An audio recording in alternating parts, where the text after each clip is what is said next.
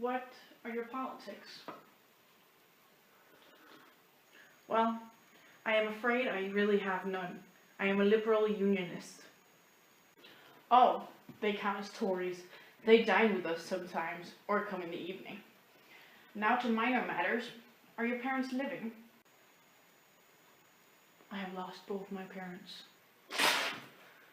To lose one parent, Mr. Worthing, may be regarded as a misfortune, but to lose both looks like carelessness. Who was your father? He was evidently a man of some wealth.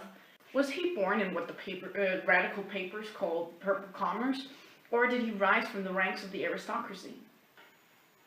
I'm afraid I really don't know. The fact is, Lady Bracknell, I said I had lost my parents. It would be nearer the truth to say that my parents seem to have lost me. I don't actually know who I am by birth. I was found. Found?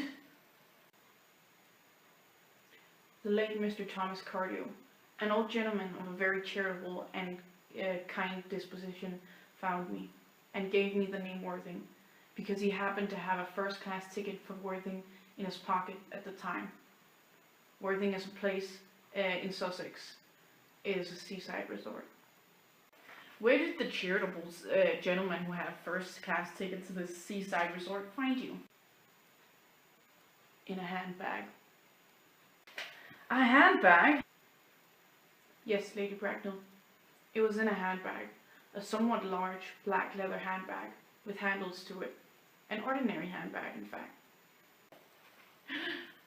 In what location did this Mr. James or Thomas Cardew come across this ordinary handbag?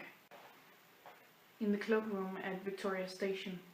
It was given to him in mistake for his own. The cloakroom at Victoria Station? Yes, the Brighton line.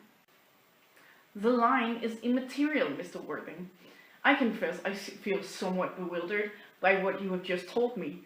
To be born, or at any rate bred, in a handbag, whether it had handles or not, seems to me to display a contempt for the ordinary decencies of family life.